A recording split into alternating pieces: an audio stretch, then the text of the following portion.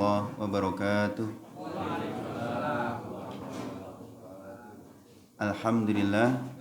Alhamdulillahirabbil alamin wa bihi nasta'inu ala umuri dunya waddin. Asyhadu an la ilaha illallah wahdahu la syarikalah wa asyhadu anna Muhammadan abduhu wa rasuluhu la nabiyya ba'dah. Allahumma salli wa sallim wa barik ala Muhammadin wa ala alihi wa sahbihi ajmain, amma ba'du. Ma'asyiral muslimin, jamaah salat subuh mushola Al-Ikhlas yang dirahmati Allah Subhanahu wa taala. Sebuah kalimat penghubung kita dengan Allah Subhanahu wa taala yang perlu kita ulang-ulang setiap saat, yaitu kalimat pujian untuk Allah.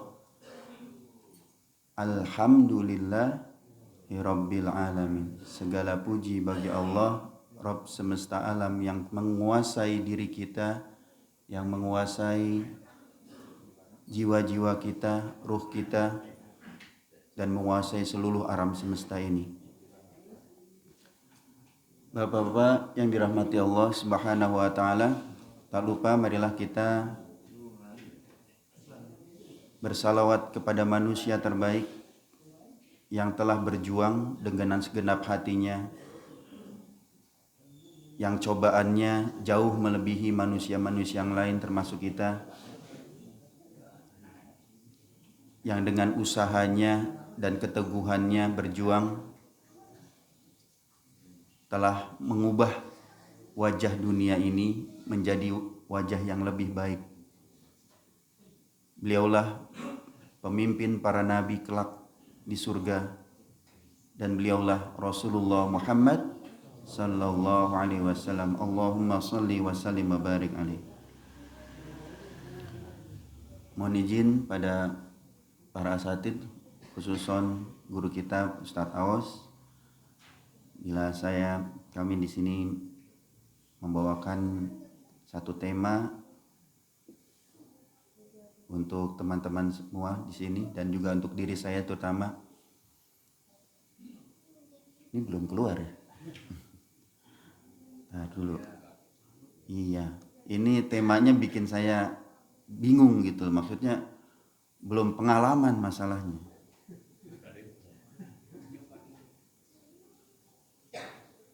Tema mengenai husnul khotimah. Saya belum pengalaman. Bingung kan gitu ya, kita Ustaz, besok ini kemarin ada titipan dari Ustaz Hasan tentang husnul khotimah. Ya Allah Ustaz, saya belum pengalaman. Punten benar. Gitulah. Jadi ya ini ya kita sharing aja gitu ya. Dari beberapa sumber yang bisa kita dapatkan, yang bisa kami cari dari beberapa kitab yang bisa jadi rujukan, insyaallah aman kitabnya, hadisnya juga sahih. Intinya terus terang saya belum pernah mengalami itu aja. Gitu. Jadi mohon dimaafkan apabila salah nanti dan bisa dikoreksi para asatidz di sini. Ini punten, ini yang ahli IT-nya mana ya?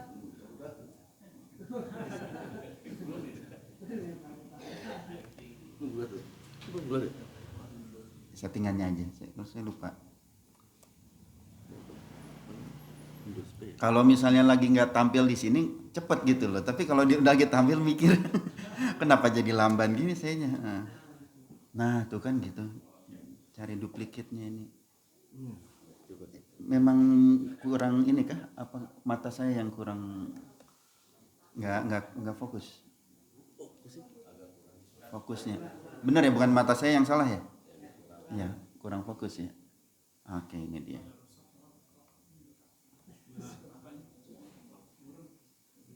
Nah itu dia. Alhamdulillahirabbil alamin. Muji Allah lagi ya kita ya. Terima kasih Pak Arya yang sudah bantu. Oke. Kalau misalkan kemarin saya diminta ciri atau misalkan cara untuk mendapatkan husnul khotimah, wah enggak deh. Saya cuma bertanya aja, akankah kita husnul khotimah? Karena kalau kita melihat dari pengalaman anggota tetap jamaah musola ini yang sudah duluan, itu keren-keren banget kan gitu ya. Bapak kita Pak Haji Musli, wah lagi keren banget kan, sampai Ustadz Tanjung bilangnya itu apa, kematian yang indah ya. Indah banget itu. Idaman kita semua lah. Kemudian juga kemarin ke kuburan, waktu ke kuburan kita ngeliat, ini berjejer Pak Bambang, yang semoga dirahmati Allah, anggota tetap jamaah juga ya. Ada Pak Tateng di situ, kemudian terakhir Mbah Yus, ya Allah, indah ya gitu ya, orang-orang yang mendahului kita yang sudah kita kenal track recordnya. Nah kalau misalnya pilkada kan gitu, lihat track recordnya seperti itu. Nah setelah saya coba lihat-lihat, baca-baca gitu ya, mencoba baca-baca, ada beberapa orang yang meninggalnya bisa jadi kalau misalkan dibilang itu apa,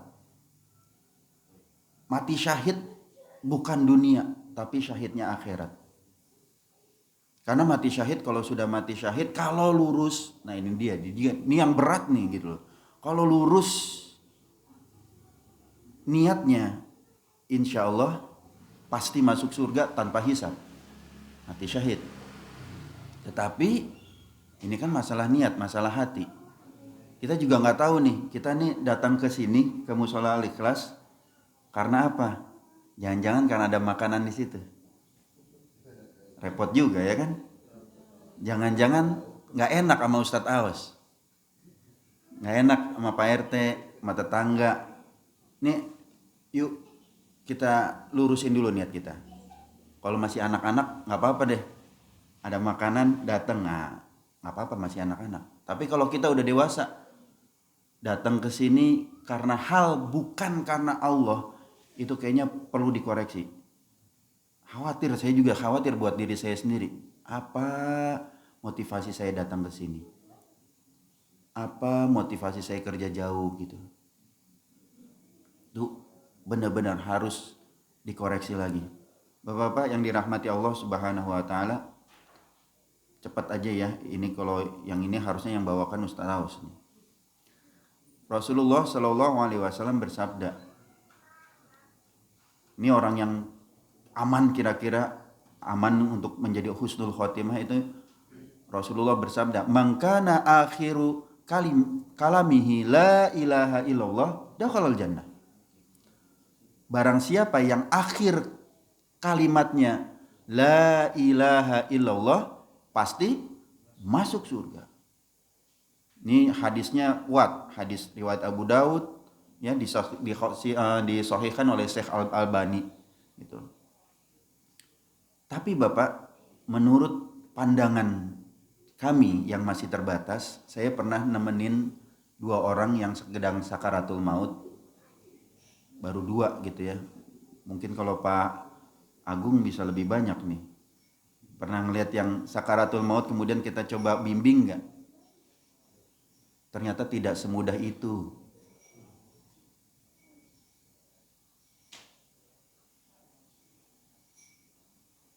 Tidak semudah itu, Roguso gitu kan.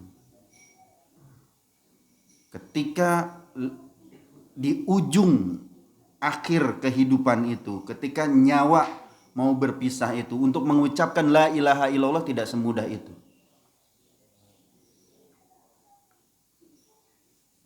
Yang ada ini ya, bapak-bapak yang pandangan mata yang saya lihat dengan mata kepala sendiri. Saya dipanggil jam 5:30 oleh istri beliau.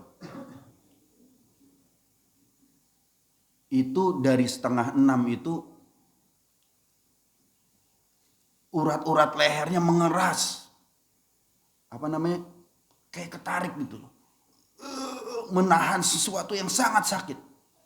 Ketarik.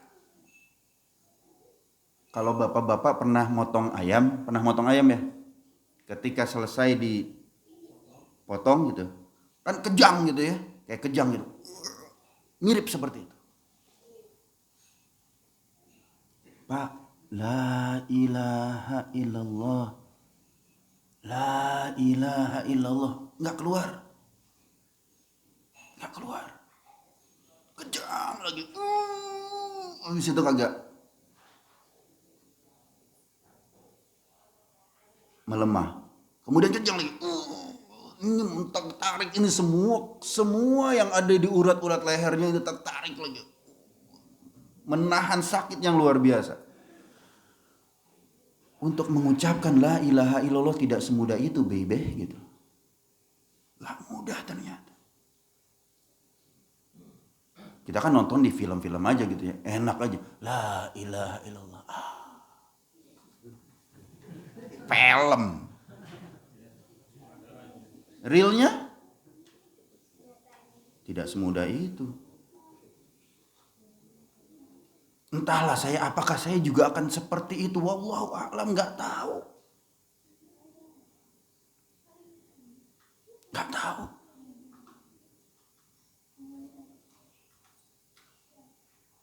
Yang satu lagi yang kami coba temani saat itu udah tinggal tut tut, karena satu lagi di rumah sakit, yang satu di rumah.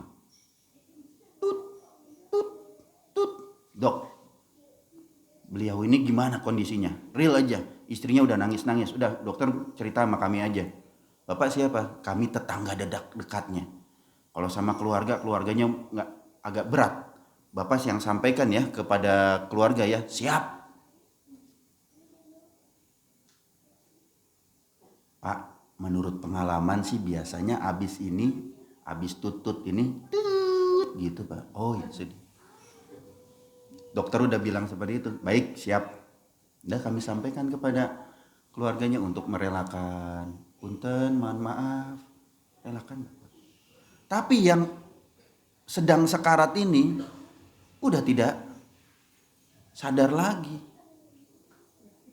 Apalagi sampai mengucapkan la ilaha illallah, kita deketin.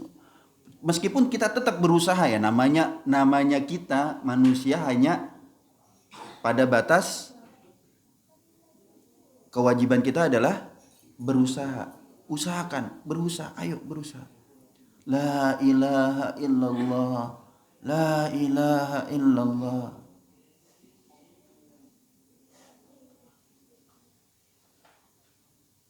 Tidak terlampau mudah. Kalau ini belum bisa juga, mungkin kita berharap yang lain.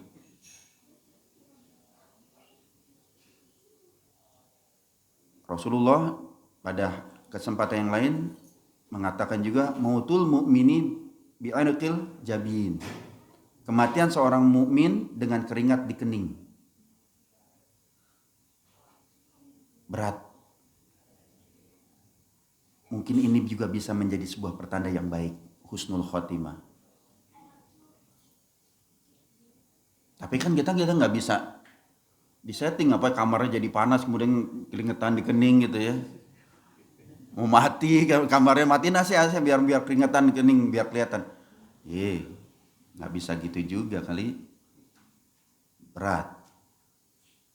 Tapi mudah-mudahan ini adalah salah satu pertanda orang mukmin. Tapi juga jadi orang mukmin itu berat.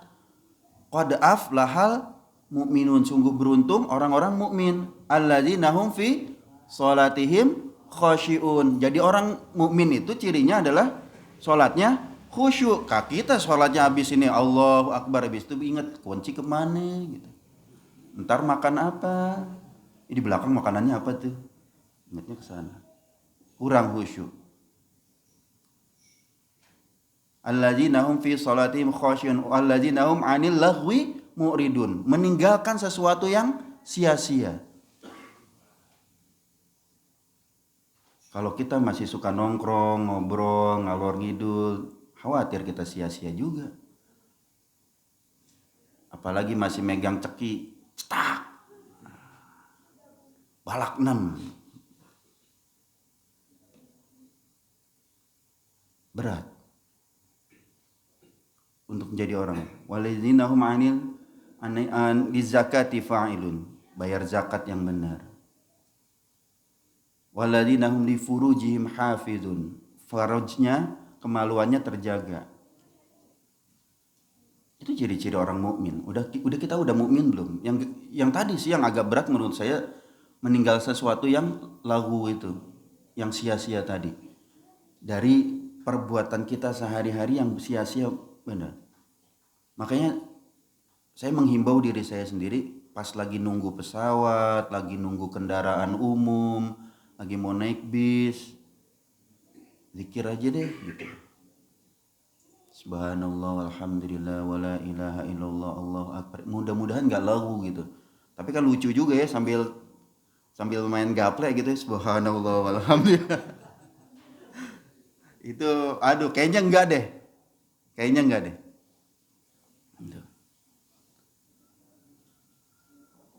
Makanya itu enaknya bapak-bapak seperti yang Ustadz Awas bilang, kalau punya cita-cita sekalian yang tinggi ngapal Quran.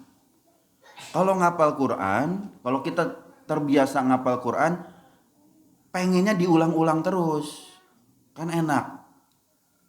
Lagi nunggu gitu ya, lagi naik bis, atau minimal kita bawa mobil atau naik motor gitu ya. Naik motor kan apa susahnya kan? Ulang amma yatasaalun anin nabail azim. Udah tuh bisa sampai Anas kan gitu. Kalau misalnya apal juz 30. Kalau belum minimal Anas, Al-Falaq, Qul huwallahu ahad. Minimal. Jangan diri kita lepas dari sesuatu yang sia-sia. Jangan waktu kita berlalu begitu saja. Dan ini udah banyak yang ngingetin.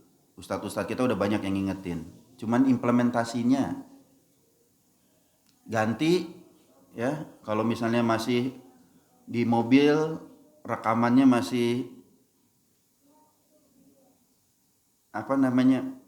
lagu-lagu dangdut, udahlah gantilah dengan murotal. Minimal kan kalau misalnya ceder mati kan minimal lagi dengerin, lagi dicatat malaikat lagi dengerin Quran. Tapi juga ada konsekuensinya juga. Kalau dengerin Quran jangan ngobrol. Nah itu dia, repot juga kan. Di mobil pengen ngobrol nih, tapi nyetel Quran. Ya salah juga gitu. Ya harus dikoreksi maksudnya ya, dikoreksi juga. Kenapa? Kalau sambil dengar Quran, ya sebaiknya wa idza qara'tal Quran dengarkan. Kalau ada yang membaca Quran, dengarkan. Fastami'u lahu, dengarkan. Wa ansitu, dan diem. La'allakum turhamun, agar kamu mendapatkan rahmat, kan gitu.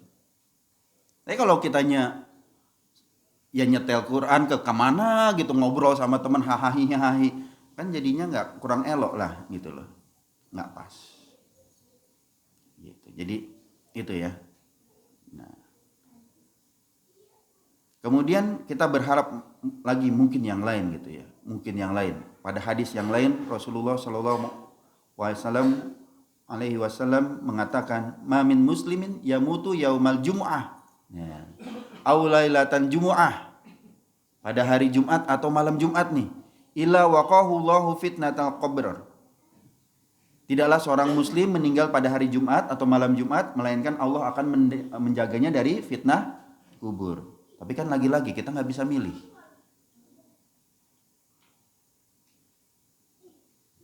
Perhatian kalau mau meninggal Sabtu, malam hari Jumat ya, menjelang hari Sabtu. Kenapa hari Sabtu? Biar banyak yang datang yang sholatin gitu.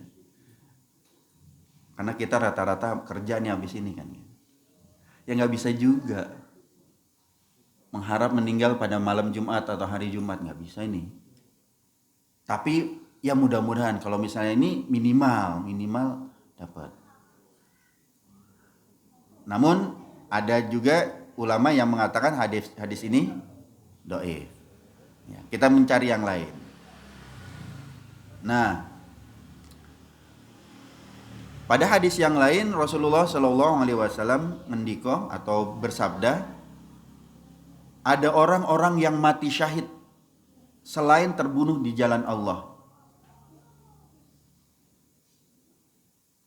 Siapa itu mereka? Yaitu ada 7 orang.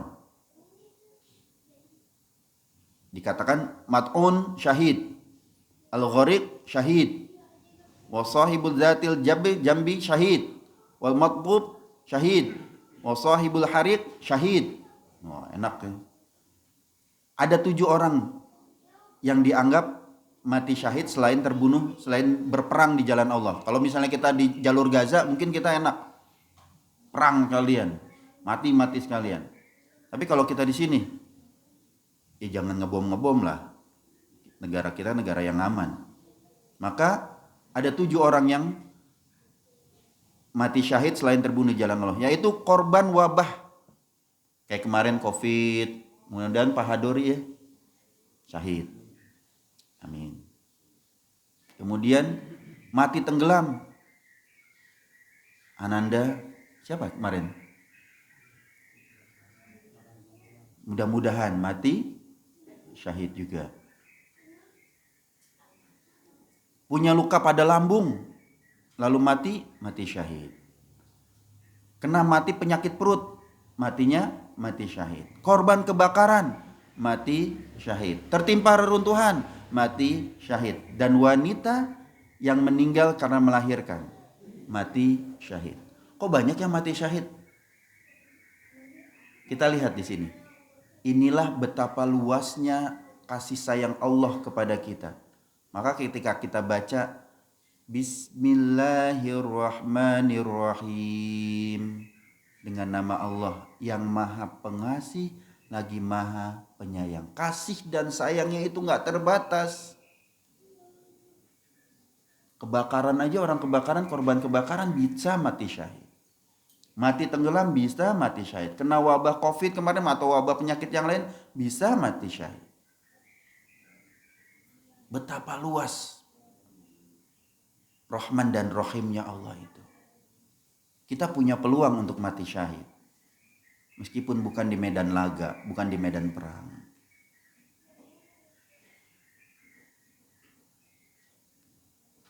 Tentunya ini dia.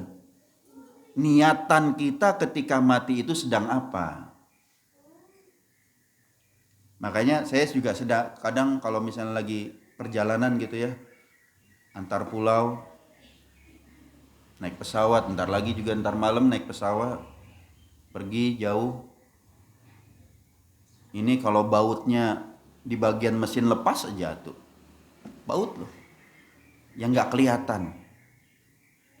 Yang oleh para mekaniknya kemarin mungkin udah dicek tapi sekarang lagi kendor, tiba-tiba lepas, dan itu menyebabkan rangkaian kejadian yang kebakaran mesin segala macam. Itu kita mana tahu kita. Maka disinilah pentingnya niat kita ketika berangkat. Bismillahirrahmanirrahim wa mursaha inda rabbi laghafurur rahim. La haula wala quwata illa billahil aliyil azim. Jangan lupa. Dan makanya ketika kita naik kendaraan, naik apapun kita itu, niatnya ya Allah, niatnya diperbaiki dulu. Yang paling berat nih kalau misalnya ini yang harus kita hati-hati adalah ketika kita pengen jalan-jalan. Ini dia. Pengen jalan-jalan, pengen touring. Touring buat apa? Ya senang-senang sama teman. Perbaiki dulu niatnya. Touring untuk memuja Allah, keindahan alam ini. Misalnya touring mau ke Ujung Genteng, kata anak saya Ujung Genteng, terjatuh dong gitu. Touring mau ke Ujung Genteng misalnya. Ke Ujung Genteng ngapain? Ya, lihat pantai, lihat kura-kura, lihat penyu gitu ya. Dan memuji kebesaran Allah. Memuji ayat-ayat Allah. Niatnya jangan yang repot kan kalau misalnya mau kemana? Mau ke Bali. Mana? Pantai Sanur. Yang dilihat etama sumur. Nggak usah saya jelasin ya sumur itu apa ya. Banyak anak-anak. Itu kalau misalkan kita punya rejeki kemudian jalan-jalan sama anak-anak ke Bali naik mobil, entah naik mobil, naik pesawat, terserah gitu ya. Kemudian kecelakaan di jalanan dan niatnya udah nggak benar, kira-kira husnul khotimah nggak? Itu dia. Makanya kalau misalkan kita kemana lah, ke Carita atau ke Pelabuhan Ratu mau jalan-jalan, niatnya diperbaiki dulu. Hati-hati sama ini. Kalau bisa setiap kali waktu sholat berhenti. Kenapa? Karena kita mau jalan-jalannya karena Allah. Karena kalau enggak nanti dicatatnya kita cuma jalan-jalan aja. Mati karena jalan-jalan. Malaikat, si fulan itu kenapa matinya? Jalan-jalan, ya udah, jalan-jalan. Repot ini untuk mencapai husnul khotimah. Padahal kebakar dia di mobil gitu. Kebakar di pesawat. Orang kebakar ini, korban kebakaran adalah mati syahid kata Rasulullah. Tapi yang perginya karena apa? Oleh karena itu yang enak kayak Ustadz Aos gini. Guru gitu ya, jalan. Pengen ngajar, pengen dakwah. Itu kalaupun harus dipanggil Allah dalam perjalanan, itu perjalanan dakwah. Indah banget. Kalau kita yang pergi bekerja tiap hari, pergi bekerja ke Jakarta misalnya, ya kita niatkan tadi mencari ma'isyah karena Allah Subhanahu wa taala, ingin menafkahi keluarga karena Allah Subhanahu wa taala. Insya Allah mati syahid kalaupun mati di perjalanan. Karena niatnya mencari ma'isyah, mencari rizki Allah untuk menafkahi keluarga. Berikutnya lagi, ada lagi yang lain. Ini yang perlu kita tanamkan juga pada diri kita. An Sa'id ibni Zaid anin Nabi sallallahu alaihi wasallam qala man qutila duna malihi fahuwa syahid wa man qutila duna ahlihi au duna damihi au duna dinihi fahuwa syahid. Dari Sa'id bin Zaid, Rasulullah sallallahu alaihi wasallam bersabda, siapa yang dibunuh karena membela hartanya, maka ia syahid. Siapa yang dibunuh karena membela keluarganya, ia syahid.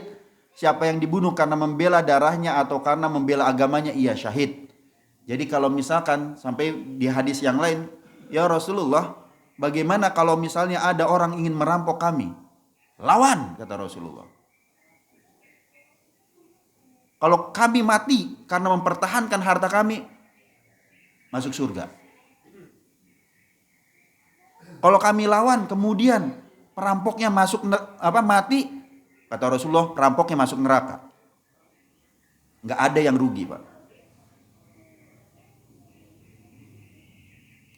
Iskariman aumut syahidan. Hidup mulia atau mati syahid. Jadi ngelawan orang yang merampok kita, melawan pencuri yang masuk dan kemudian merampok, kalaupun mati syahid. Melawan perampokan. Meskipun beberapa polisi juga kalau sudah di bawah todongan senjata, udah kasihin aja. Harta bisa dicari, katakan gitu. Di satu sisi nggak salah.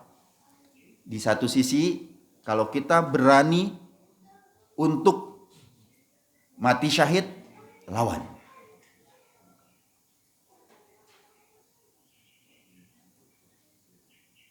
Itu dia. Memang berat ujiannya ya. Berat. Tapi intinya adalah kalaupun harus mati karena mempertahankan kehormatan, matinya mati syahid. Baik.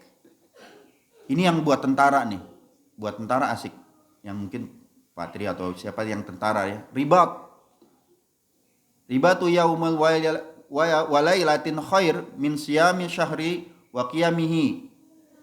Wa immata, barang siapa dan jika dia mata, jaro alaihi amaluhu alladhi kana ya'maluhu wa ajriya alaihi rizquhu wa aminal fattan. ribat atau berjaga-jaga sehari semalam di perbatasan itu. Ini buat para tentara gitu ya. Teman-teman, bapak-bapak, makanya jangan mengecilkan nilai dari security, hansip security dan lain-lain. Kadang kita ngeremehin mereka, nggak boleh. Kalaupun mereka mati melawan penjahat, itu lebih baik daripada puasa serta sholat malam selama 1 bulan, kata Rasulullah. Seandainya ia meninggal, maka pahala amalnya yang telah ia perbuat akan terus mengalir dan akan diberikan rezeki baginya dan ia terjaga dari fitnah. Hadis riwayat Muslim. Jadi berjaga-jaga, jaga malam, menjaga perbatasan dari serangan musuh, itu besar juga pahalanya. Ya, kita lihat betapa Allah itu Maha Rahman dan Rahimnya itu terasa sekali. Banyak banget ternyata fasilitasnya. Kemudian pada hadis yang lain Rasulullah Shallallahu Alaihi Wasallam juga mengatakan, man qala la ilaha illallah tiga wajhillah khutima lahu biha wa dakhalal jannah wa man shoma yauman ibtigha'a wajhillahi khutima lahu biha wa dakhalal jannah wa man tasaddaqa bi shadaqatin khutima lahu biha dakhalal jannah. Barang siapa mengucapkan la ilaha illallah karena mengharapkan wajah Allah, karena insya Allah orang yang masuk surga akan melihat Allah, mengharapkan wajah Allah. Kemudian amalnya ditutup dengannya, ia masuk surga. Barang siapa berpuasa karena mencari wajah Allah, mengharapkan keridhaan Allah, kemudian amal diakhiri dengannya, ia masuk surga juga. Barang siapa bersedekah, kemudian amal terakhirnya, maka ia masuk surga. Ini dia. Kalau kita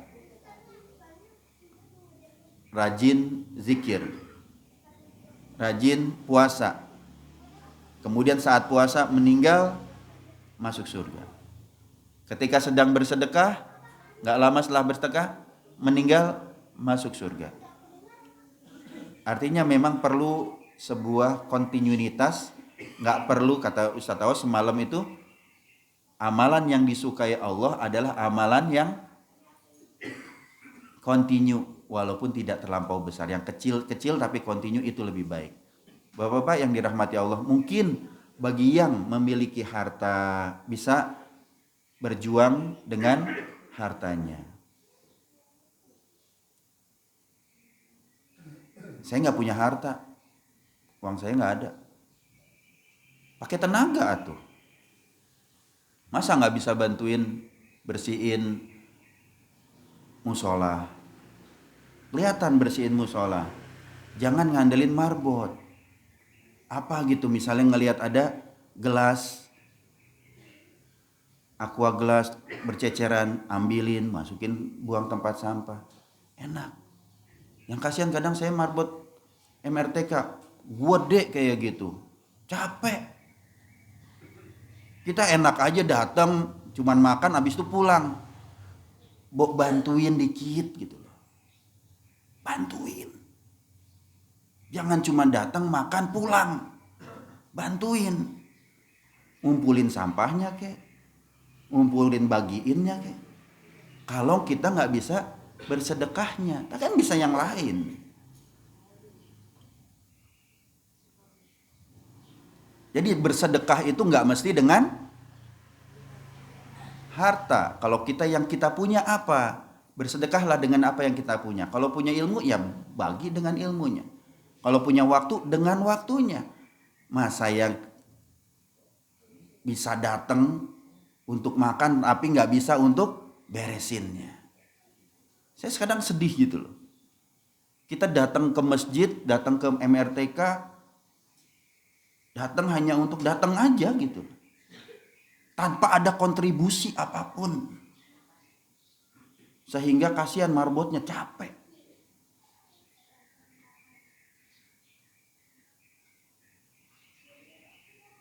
Kadang ya manusiawi, memang marbot manusiawi banget, mengeluh, kemudian kenapa? Ini habis, ini pada langsung penggigi aja. Ya sudah. Kita bantu. Apa susahnya sih kita ngumpulin piring-piring yang ada di sekitar kita aja lah. Kalau misalnya Kalau misalnya keliling kebanyakan, keliling kita. Dirapiin. Baik, teman-teman, ini saya ngambil, saya suka ngeliat, ini berikutnya ya. Kalau kata adik saya gini, kalau buat anak-anak ditanya pelajaran apa yang kamu suka, bingung, tapi balikin pelajaran apa yang kamu nggak suka. Kalau misalnya tadi bagaimana husnul khotimah agak susah, jangan su'ul khotimah, dah itu berbalik. Jangan, kebalikannya adalah jangan su'ul khotimah. Ini hati-hati dengan perbuatan-perbuatan ini. Kalau bisa jangan sama sekali. Ketika kita mati, ya, banyak sekali berita-berita, saya ngambil dari Detikcom aja nih. Kalau baca Detikcom itu suka, ya Allah, habis berzinah dibunuh oleh teman zinahnya. Ya. Mahasiswi kedokteran dibunuh, pria yang baru kenal di BBM. Astagfirullah. Anak-anak kita harus jangan sampai kalian kan melakukan ini. Kenapa? Kita nggak tahu ujung kita di mana. Lagi habis berbuat zina, mati.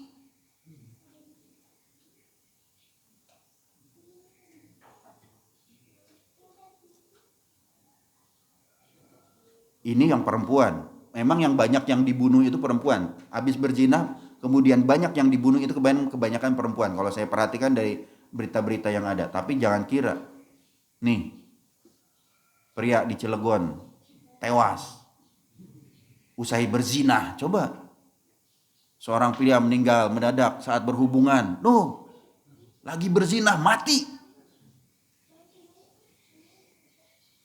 Bapak-bapak, apalagi kita ya yang udah kayak gini, udahlah.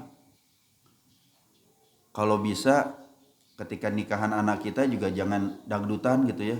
Saya khawatir ada dangdutan kemudian ya pas ada yang nyawer, pas ada yang ikutan joget kemudian mati, kita nanggung juga dosanya ntar. Atau jangan-jangan kita lagi ikutan joget, dadidun, kepleset jeglak mati. Aduh. Kita nggak tahu ujung kita di mana, ujung kehidupan kita di mana. Hati-hati aja. Nah, tadi kalau husnul khotimah agak susah kita menggapainya, nggak tahu kita mau meninggal hari Jumat atau dengan kening yang berkeringat atau terbakar, kita nggak bisa milih. Minimal jangan sampai su'ul khotimah. Minimal jangan sampai su'ul khotimah. Apa ciri su'ul khotimah? Beberapa ulama mengatakan di sini, Imam Asy-Syatibi, akhir hidup yang jelek itu adalah orang yang rusak akidahnya. Nah ini dia, pentingnya kita menjaga akidahnya lurus. Kita jangan sampai kita menganggap ada sebuah kekuatan lain selain kekuatan Allah. Akidahnya kita lurusin dulu. Bahkan kalau perlu, ini saya suka bilang, adik-adik kalau misalnya kamu perlu sesuatu, kamu pengen sepeda, minta dulu sama Allah sebelum kamu mengerengek kepada orang tua. Ya Allah, minta sepeda dong. Nggak apa-apa, mintanya sama Allah. Sendal kita hilang, sendal kita putus, langsung doa, ya Allah gantiin sendal saya. Jangan malah marah, siapa yang ngambil sendal saya? Siapa? Wah, luruskan dulu, itu kan yang Allah, dari Allah. Sendal itu kan dari Allah. Kalau diminta lagi sama Allah, meskipun dengan cara orang lain, ya sudah.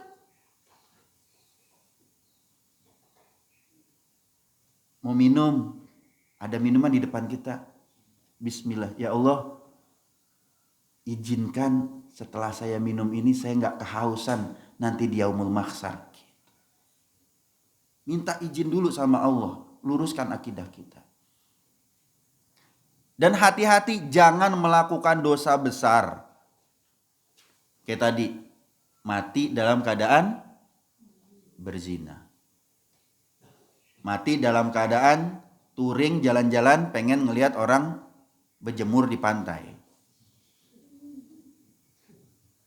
Repot. Jalan-jalan dalam rangka tugas, tapi tugasnya ini nyogok atau dalam rangka proyek fiktif. Jangan melakukan dosa besar atau menganggap remeh dosa kecil. Karena dosa kecil yang dianggap remeh akan menjadi membesar juga. Kemudian beliau mengatakan pula, begitu pula su'ul khotimah bisa terjadi pada orang yang asalnya, yang tadinya berada di atas sunnah, ajaran Rasulullah SAW, lantas melenceng jauh dari keadaan jalan tersebut. Yang biasanya puasa, bosan dulu waktu jadi santri puasa, sekarang nggak usah. Hati-hati ya. Inilah amalan akhir hidup seorang yang jelek, dan kita berlindung kepada Allah dari hal yang demikian. Ya Allah, jangan sampai. Intinya apa? Intinya jangan bikin dosa besar dan jangan meremehkan dosa kecil. Makasih deh, keren kan? Ya. Dan biasakan terus berada di jalan sunnah Rasulullah SAW, menghidupkan sunnah. Keluar dari masjid pakai kaki mana? Kiri. Masuk masjid pakai kaki kanan. Itu aja yang kayak gitu. Start dari yang kayak gitu. Masuk toilet pakai kaki. Oke. Keluar toilet pakai kaki. Pakai kaki kanan. Pakai sendal, dulukan mana kaki mana dulu? Kalau ngelepas sendal, nah itu diimplementasikan. Lakukan itu. Gak susah toh? Tiap hari toh? Kita ke masjid pakai kaki, ya bareng-bareng dong. Kalau ke masjid pakai sendal, pakai kaki, ngelepasnya pakai kaki, startnya itu yang diajarin Rasulullah. Jadi kalau sesuatu yang dimulai dari kaki kanan, maka mengakhirinya dengan kaki kiri. Kalau gitu pakai baju, pakai yang sebelah mana dulu? Kanan. Ya, ngelepasnya kiri dulu. Kadang sederhana ya, yang kita lakukan sehari-hari sederhana sekali. Kita hidupkan sunnah yang itu. Dan jangan, ini punten banget, punten. Kadang saya melihat gitu ya, atau menghadiri misal perayaan Maulid misal. Bukannya saya anti Maulid, enggak. Cuman perayaan Maulid sampai jam 12 sampai jam 1 malam. Masalahnya bukan itunya.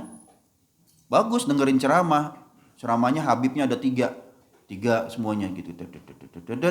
Selesai jam 1, sholat subuh, kesiangan. Ini yang mana yang utama, mana yang lebih sunnah, itu dia gitu loh. Mana yang lebih utama? Silakan. Sekali lagi, bukan saya anti, tetapi kita kritisi hal-hal yang perlu diperbaiki. Karena kalau misalkan kita kelamaan, baru selesai jam 1, pulang jam berapa? Jam 2, sampai rumah jam 2. Bangun jam berapa? Tidurnya jam berapa? 2:30. Bangun jam berapa? Jam 6. Jam 10. Ada hal yang memang perlu kita lakukan. Makanya sunnah itu dilihat prioritas yang diajarkan Rasulullah mana. Hati-hati subuh itu. Meskipun ya kami juga ya kalau lagi sakit ceritanya berbeda. Kalau memang benar-benar kecapean, ngantuk, ceritanya berbeda. Tetapi ya jangan disengaja, itu aja. Semalam kan Ustadz Awas sudah bilang, orang yang terbiasa dengan sebuah amal kemudian terhalang, maka Allah tetap akan mencatat amal tersebut. Betul. Tetapi ya jangan disengaja juga, kan? Jangan disengaja.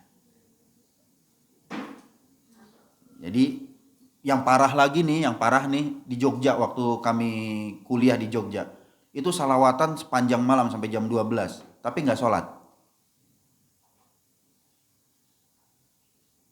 Tradisi di sana, di Jogja waktu itu, waktu kami masih kuliah itu, wah itu semangat banget, datang itu dari jam 8, udah datang sholawatan sampai jam 12, tapi mereka nggak sholat. Sholat isya enggak, sholawatan iya, kan lucu gitu. Mana yang penting, mana yang wajib gitu. Ini dia, khawatir, hati-hati dengan amalan-amalan yang kelihatannya sunnah ternyata menyalahi sunnah yang lain. Hati-hati aja. Oke, berikutnya su'ul khotimah yang lain. Ulama tabi'in Mujahid rahimahullah pernah berkata, barang siapa mati, maka akan datang di hadapannya dirinya orang yang satu majelis atau satu tipe dengannya. Jika ia biasa duduk di majelis yang selalu menghabiskan waktu dalam kesia-siaan, maka itulah yang akan menjadi teman dia saat sakaratul maut. Yang biasa ngegaple, biasa kumpul sama orang-orang yang ngegaple, hati-hati sakaratul mautnya ketika ngegaple juga. Ya. Nah, itu dia. Itu dia masalahnya.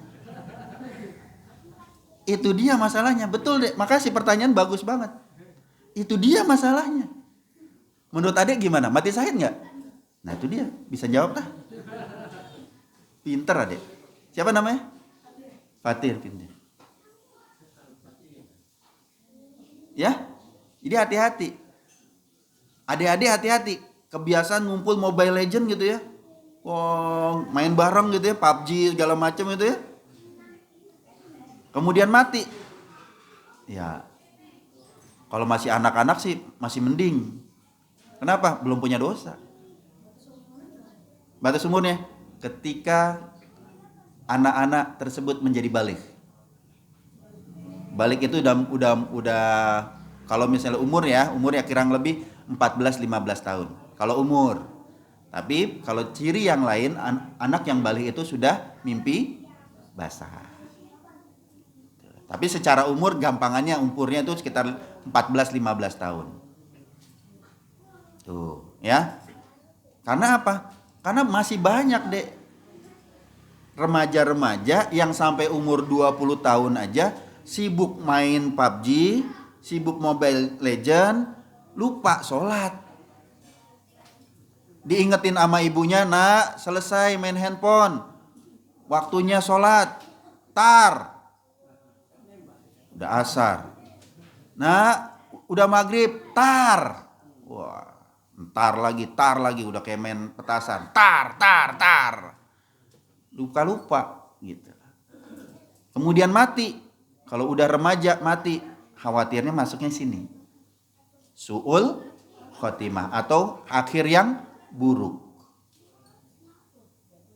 Menghabiskan waktu dalam kesia-siaan, hati-hati. Ya, saya belum pernah lihat tuh sambil Mobile Legend, sholatullah salam. Ada gitu ya sambil Mobile Legend. Ada juga ngomongnya, wah, umpatan-umpatan binatang gitu yang keluar. Wah, diganti sama R gitu ya. B, wah, udah. Ada gitu. Jadi zikirnya itu bukan zikir yang diajarkan sunnah gitu. Zikirnya tadi yang keluar kata-kata makian gitu. Bahaya ini su'ul khotimah. Tapi kalau adik-adik biasa nih kayak sekarang nih ya, mudah-mudahan sampai gede ntar juga suka sama masjid. Sebaliknya jika di kehidupannya itu selalu bersama ahli zikir, bersama asatiz, orang-orang yang mengingat Allah, sama saudara-saudara kita ini, jamaah-jamaah, ya, warga tetap musola Al-Ikhlas, maka itulah yang menjadi teman yang akan menemaninya saat sakaratul maut. Insya Allah aman. Coba Pak Haji, apa kurang indahnya gitu. Meskipun adik-adik nantilah. Nah, kita hindar dulu ya. Meskipun bukan berarti orang yang matinya kelihatan buruk, matinya tercabik-cabik, matinya terbakar, matinya seperti orang gembel, itu kemudian nggak suul khotimah, belum tentu. Hati-hati juga. Ntar ceritanya di belakang ya. Kita lanjut ini dulu. Ibnu Katsir rahimahullah itu mengatakan sesungguhnya dosa, maksiat dan syahwat adalah sebab yang dapat menggelincirkan manusia saat kematiannya. Ditambah lagi dengan godaan setan. Karena setan kata kita sakaratul maut itu sibuk banget untuk membalik iman kita. Jika maksiat dan godaan setan berkumpul ditambah lagi dengan lemahnya iman, maka akan sungguh mudah berada pada su'ul khotimah. Maka apa? Jangan melakukan dosa besar, terutama jangan banyak-banyak bikin dosa, jangan banyak-banyak maksiat, dan juga jangan memperturutkan syahwat. Maka sebab su'ul khotimah di sini bisa diambil kesimpulan yang pertama, akidahnya rusak. Yang kedua, keluar dari sunnah. Yang ketiga, dosa besar, suka sama dosa besar dan menganggap remeh dosa kecil. Yang keempat, teman bergaul yang buruk. Maka biar nggak su'ul khotimah, hindari ini. Akidah diluruskan, perbanyak sunnah yang benar, jangan melakukan dosa besar terutama, dan jangan menganggap pula remeh dosa kecil, serta bertemanlah sama orang-orang yang baik. Insya Allah nggak su'ul khotimah. Gitu. Dan ini serem juga ya. Sampai jumpa pada kehidupan berikutnya. Bapak-bapak pernah dengar cerita mengenai bagaimana meninggalnya Imam Bukhari? Imam Bukhari meninggal, mohon maaf, seperti orang yang terbuang. Imam Bukhari meninggal ketika di jalanan. Saat itu beliau terusir dari Bukhara. Terusir lagi dari kota-kota yang lain. Dari satu kota beliau terusir lagi. Kenapa? Banyak orang yang dengki padanya. Diusir oleh para penguasa tersebut. Dan Imam Bukhari meninggal di jalan. Mirip gembel, mohon maaf. Mirip gembel. Karena sedang terusir beliau. Tapi siapa yang tidak kenal Imam Bukhari saat ini?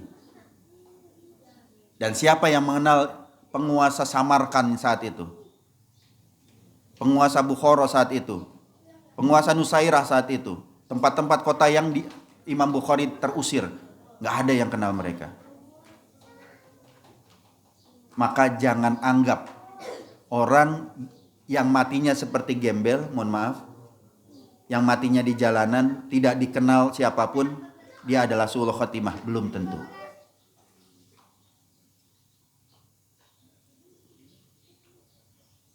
Ada lagi salah seorang tabi'in, nggak pernah ketemu Rasulullah, tapi sahabat Umar diminta untuk minta ampunan, minta didoakan, mohon maaf, minta didoakan oleh dia. Siapa itu? Uwais Al-Qarni. Uwais Al-Qarni meninggal, tidak dikenal. Di desanya tidak dikenal. Tidak dikenal di desanya. Nggak ada, nggak terkenal lah pokoknya. Nggak kelihatan hebat. Tapi konon saat itu orang-orang desanya menyaksikan, kok ketika dia meninggal banyak banget orang berpakaian putih datang dan tidak dikenali. Uwais Al-Qarni. Siapa yang datang itu? Wallahu a'lam. Kemungkinan malaikat, para malaikat. Dia mati tidak dikenali. Namanya tidak terkenal di dunia, tapi di langit namanya terkenal. Sampai Rasulullah Shallallahu Alaihi Wasallam bilang kepada sahabat Umar, tolong minta didoakan sama Uwais Al-Qarni. Luar biasa, sahabat Umar aja bingung. Jadi bapak-bapak yang dirahmati Allah Subhanahu Wa Taala, belajar dari kematian, karena kematian adalah pelajaran yang sangat berharga. Kematian Uwais Al-Qarni bukan siapa-siapa. Imam Bukhari mati di jalanan dalam keadaan terusir. Sahabat Hamzah mati di peperangan dalam keadaan tercabik-cabik, mukanya nggak jelas, dadanya dibelah, jantungnya lepas. Yang ada, yang bisa kita upayakan adalah tetap berada di jalan Allah, menghidupkan zikir, pilih teman yang baik, menghindari dari dosa besar.